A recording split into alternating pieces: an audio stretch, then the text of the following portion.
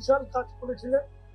সন্তোষ মোহন দেবকে বলে রেলের জমি নিয়ে কাঞ্চনজঙ্ঘা স্টেডিয়াম তৈরি করা, এবং এটা মনে রাখা দরকার যে কাঞ্চনজঙ্ঘা স্টেডিয়াম হলো প্রথম যেটা পরিপূর্ণ, মানে সরকারি এতে নয়, পরিপূর্ণভাবে একটা স্টেডিয়াম তৈরি করা হয়েছিল একটা আন্তর্জাতিক ফুটবল প্রতিযোগিতা আয়োজন করানোর জন্য।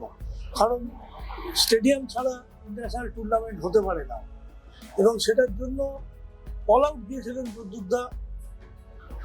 বেপরোয়া হয়ে অর্থ সংস্থানের জন্য চারদিক থেকে অর্থ সংস্থান তো করেই ছিলেন, তা সত্ত্বেও আইএফএ অফিসটাকেও তাকে বন্ধক দিতে হয়েছিল। পরে সেটা ছাড়িয়ে নেওয়া হয়, এবং এরকম ডেসপারেটলি ঝাঁপিয়ে পড়া একটা টুর্নামেন্ট আয়োজন করানোর জন্য, এটা আমি বাংলার ফুটবলে অভাবনীয়, এর আগে কেউ করেনি। সিএবির যে আধিপত্যবাদ ময়দানে তখন প্রতিষ্ঠা হচ্ছে, সেই আধিপত্যবাদ কি 84 সালে শেষ ম্যাচ হয়েছিল ইডেনে, মোহনবাগান ইস্টবেঙ্গল, বাবুমানির গোলে মোহনবাগান জিতেছিল। তারপর থেকে ইডেনে খেলাটা বন্ধ হয়ে গেল। হ্যাঁ, সল্টলেক স্টেডিয়াম ততদিনে তৈরি হয়েছে, আস্তে আস্তে 84 সালের জানুয়ারি মাসেই আমরা নেহরু কাপের আয়োজন হয়েছে ওখানে, কিন্তু ওটা জমে উঠতে বেশ কিছুদিন টাইম লেগেছে, বেশ কয়েক বছর, কারণ যাতায়াতের সমস্যা ছিল। এবার ময়দানে তখনও 1986 সালের বড় ম্যাচও হয়েছে ময়দানে, 1987 সালের বড় ম্যাচও হয়েছে ময়দানে, লিগের ম্যাচ মোহনবাগান মাঠে হয়েছে। এটার কারণটাই ছিল প্রদ্যুৎদা, মানে ওখানে নিয়ে গেলে কত ভিড় হবে না হবে, আর তখন বড় ম্যাচের যে গেট রিসিপ্ট, সেটা একটা আইএফএর মেজর মানে অর্থ সংগ্রহের একটা ব্যাপার ছিল। কিন্তু প্রদ্যুৎদা থাকাকালীনই আস্তে আস্তে আস্তে আস্তে সল্টলেক স্টেডিয়াম ভর্তি হয়েছে। সল্টলেক স্টেডিয়ামে তখন 1,20,000 আসন ছিল, সেটা উপচে পড়েছে, এরকম ঘটনাও আমরা দেখেছি। তো আরেকটা হলো অ্যাডমিনিস্ট্রেটর হিসেবে প্রদ্যুৎদার বিশেষ গুণ ছিল যে পক্ষপাতিত্ব যতটা সম্ভব না করে তিনি চেষ্টা করতেন আইএফএটা চালানো। যদিও অনেকে বলেন যে বড় ক্লাবকে স্বার্থ সব আইএফএর সেক্রেটারি দেখেছেন, প্রদ্যুৎদাও দেখতেন। এই প্রথমে আমি বলি যে 1986 সালে মোহামেডান স্পোর্টিংকে সাসপেন্ড করেছিল।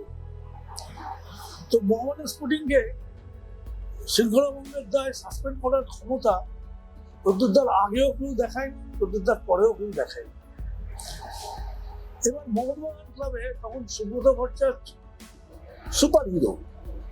89 সাল মারামারি হলো বড় ম্যাচে, রেফারির কাঠ কেড়ে নিয়ে ফেলে দিয়েছিল সুব্রত, সত্যজিৎ চ্যাটার্জিও করেছিল ঝামেলা।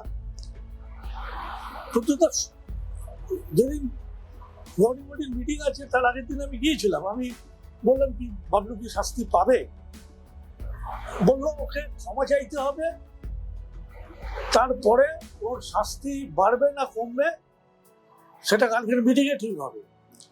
আলটিমেটলি হলো কি, বাবলু প্রকাশ্যে ক্ষমা চাইতে তখন যাই, এবং না যাওয়ার ফলে প্রায় 2.5-3 মাস, মানে ভরা ফুটবল মরশুমে প্রায় 3 মাসের জন্য সাসপেন্ড হয়ে গিয়েছিল মোহনবাগানের নয়নের মণি তখনকার দিনে সুব্রত ভট্টাচার্য। আমি এরকম দৃঢ় সিদ্ধান্তের দৃষ্টান্ত আর কোনো ফুটবল প্রশাসক কলকাতা ময়দানে রেখেছেন বলে মনে করতে পারছি না।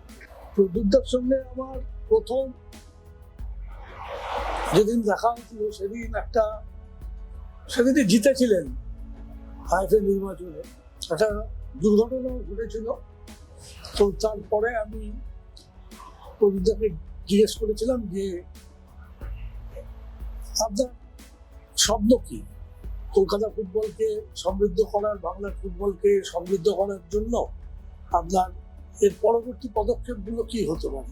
উনি বলেছিলেন যে দেখুন, আমি অল ইন্ডিয়া ফুটবল ফেডারেশনের মিটিংয়ে যাব, সেটা 1985 সাল, সেখানে ওয়ার্কিং কমিটির মিটিং ছিল, এবং তখন ফেডারেশন কাপ ফুটবল চলছিল ব্যাঙ্গালোরে। তো সেখানে যখন মিটিংয়ের পরে দেখা হলো, তখন এআইএফ সেক্রেটারি ছিলেন অশোক ঘোষ, প্রদ্যুৎদা ও আইএফএ থেকে রিপ্রেজেন্ট করতেন। তো উনি বললেন যে আমি যে কথাগুলো ওদের সাজেশন দিয়েছি আমি জানি এগুলো কোনোটাই বাস্তবায়িত হবে না। বললাম কেন আপনার এটা মনে হলো? বললো এরা এইভাবেই গোয়ানবচ্ছভাবে চলবে এবং আলটিমেটলি এইভাবেই ভারতীয় ফুটবল চলতে থাকবে।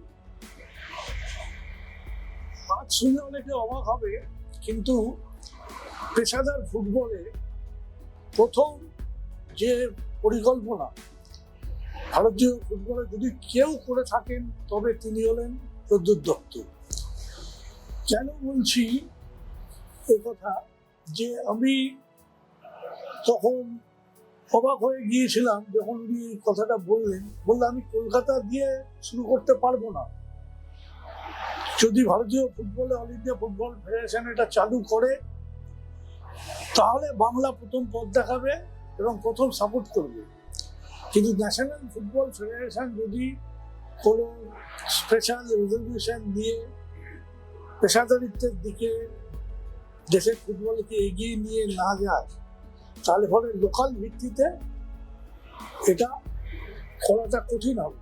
কারণ অনেকেই চাকরি বাকরি করে প্লেয়াররা, তখন সবাই করতে চাকরি। এবার পেশাদার ফুটবলে কোনোভাবেই চাকরিজীবী প্লেয়ার হয় না, চলে না, ফুল ফ্লেজেড তাকে পেশা হিসেবেই নিতে হয়। তো আমি জিজ্ঞেস করলাম আপনার পরিকল্পনাটা কি? তিনি বললেন যে প্রথমত 10 কি 12টা ক্লাব দিয়ে আমি শুরু করতে চাই এবং কিছু কিছু অফিস ক্লাবকে আমি এগিয়ে আসতে বলবো, যেটা উনি পরে পেশাদার হিসেবে না হলেও এফসিআই থেকে আরম্ভ করে বেশ কিছু অফিস ক্লাবকে কলকাতা ফুটবল লিগে ইনভলভ করেছিলেন এবং তারা খুব সাফল্যের সঙ্গে একটা সময় খেলেছে। এখন এরা কেউ কলকাতা ফুটবলে সেইভাবে নেই এবং এদেরকে আনারও চেষ্টা হয়নি। এবং এটাও ঘটনা যে কেন্দ্রীয় সংস্থাগুলো বা ব্যাংক এখন ফুটবলারদের চাকরি বা খেলোয়াড়দের চাকরি দেওয়ার ব্যাপারটা খুব হাতে গোনা করে দিয়েছে, প্রায় হয় না বললেই চলে। এটা একটা কারণ প্লেয়ার কমে যাওয়ার পেছনে। এবং English football league, premier league তখনও পেশাদার হয়নি, 92-এ হয়েছে। পেশাদার বলতে আমি বলছি যেটা প্রিমিয়ার লিগ সিস্টেম যেটা চালু হলো 92-এ। তো তার আগে যেটা ছিল ফার্স্ট ডিভিশন লিগ, ছিল লিগ 1। তো সেই লিগের কনসেপ্টটা খুব সুন্দরভাবে ব্যাখ্যা করেছিলেন যে এরা সার্ভাইভ করে কিভাবে এবং এদের আয়ের উৎসটা কি। একটা পেশাদার লিগ আয় না থাকলে রান করা যায় না এবং সেই সঙ্গে নিজস্ব স্টেডিয়াম থাকা যায় ক্লাবগুলোর, যেটা কলকাতা ময়দানে কোনো ক্লাবের পক্ষেই রাখা সম্ভব নয়। তখন উনি বলেছিলেন যে কলকাতার আশেপাশে অনেক মাঠ রয়েছে, জমি রয়েছে, এরা যদি সরকারকে অ্যাপিল করে একটা মোটামুটি স্টেডিয়াম বা ঘেরা মাঠের মতো গ্যালারি চালু করতে পারে, তাহলে বলে সেখানে তারা অনায়াসে গিয়ে এই লিগের ম্যাচগুলো খেলতে পারে। বাকি ম্যাচ যে যার নিজের মাঠে খেললো। তার বললাম এটা কি আপনার মনে হয় সম্ভব? বলে কোনো কিছুই অসম্ভব নয়, কিন্তু সদিচ্ছাটা থাকা দরকার। এই সদিচ্ছাটা কিন্তু প্রদ্যুৎ দত্ত ছাড়া আজ থেকে 40 বছর আগে আমি ভারতীয় ফুটবলে সেইভাবে কারোর মধ্যে দেখিনি। তার আগে অশোক ঘোষ নেহরু কাপের পত্তন করেছিলেন, যেটা ভারতীয় ফুটবলে কিছু সময়ের জন্য জোয়ার এনেছিল। পরপর 3-4টে নেহরু কাপ খুব হিট হয়েছিল। এবার ওই টাইমেই যদি আমরা এই লিগটা চালু করতে পারতাম ছোট আকারে হলেও, এবং তখন অফিস টিমগুলো, অল ইন্ডিয়া অফিস টিমগুলো সবাই ছিল, মাহিন্দ্রা ছিল, টাটা স্পোর্টস ছিল, জেসিটি ছিল, এরা কিন্তু ইচ্ছে করলে একটা করে দল খাড়া করে নামিয়ে দিতে পারতো এবং ওরা এটাকে পেশাদার হিসেবেই ট্রিট করতে পারত। কিন্তু আমরা সেই সুযোগটা নষ্ট করেছি আর এখন যেটা আইএসএল বলে হচ্ছে, ইন্ডিয়ান সুপার লিগ, আমার মনে হয় এটা একটা হাতঝাড়ু ব্যবস্থা।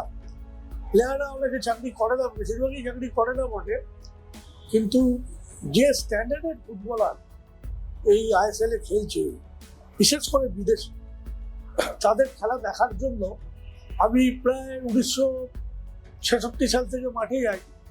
আমি কিন্তু আইএসএল এর খেলা দেখতে একটা ম্যাচ দেখতেও যাইনি, কারণ কোনো একজন ফুটবলারের খেলা যে দেখতে যাব সেই আকাঙ্ক্ষাটাই আমি অনুভব করিনি। এটা কিন্তু ময়দানে আগে এই ব্যাপারটা ছিল না, তখন পেশাদারিত্ব ছিল না বটে, কিন্তু প্রচন্ড উন্মাদনা ছিল মোহনবাগান, ইস্ট বেঙ্গল এবং মোহামেডান স্পোর্টিং এর খেলা থাকলে।